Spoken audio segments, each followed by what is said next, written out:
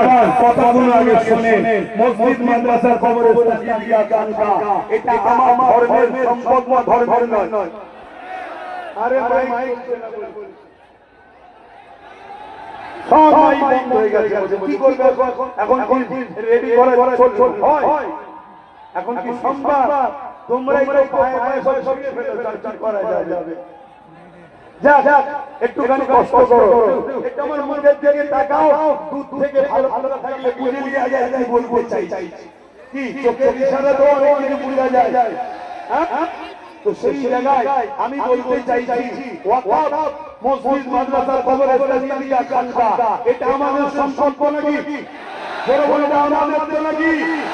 কিন্তু আজ বড় দুঃখের সাথে বলতে হয় কেন্দ্র সরকার এই ওয়াকফ কানুন সংবিধান বিরোধী আইন করে আমাদের মসজিদ, আমাদের মাদ্রাসা, আমাদের কবরস্থান, আমাদের ঈদগাহকে দখল করতে চাইছে।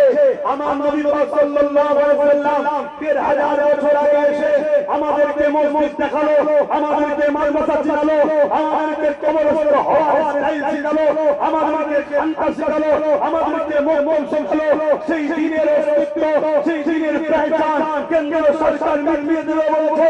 নবীর আগমন দিনে আজকে নবীর গোলামের কাছে আমি জানতে চাই, আমরা বুকে তাজা খুন হলো কেন্দ্র সরকারের এই সংবিধান বিরোধী কালা কানুনের বিরুদ্ধে আমরা লড়াই করতে রাজি আছি না?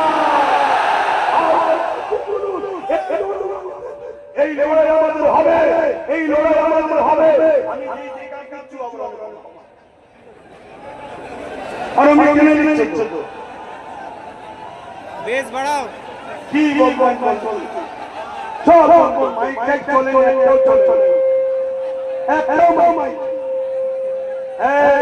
ও ছেলে চিনি আমাদের ছেলে খবরদার যেন রমলে করা হবে না। আমি কি তোকে ভালোবাসি? ইলেকট্রনিক জিনিস খারাপ হতেই পারে, মানুষ খারাপ হয়ে যাচ্ছে, মানুষ খারাপ হয়েছে।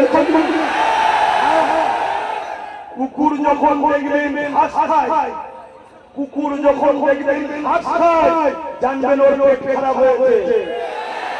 আর নবীর উম্মত দাবি করে কোন মুসলমান, নবীর উম্মত দাবি করে কোন মুসলমান মানে ঘুষ খায়, হারাম খায়, মানুষের ছেড়ে খায়, জানবেন ওর ঈমান নষ্ট হয়ে গেছে। এটা মাথায় রেখো। তো ভাইরা আমার, কেন্দ্র সরকার তাই আজকে ক্ষমতা ধরে ওয়াকফ বিরোধী কালা কানুন তৈরি করছে। তার বিরুদ্ধে আমাদের লড়াই চলবে। ঠিক না বেঠি?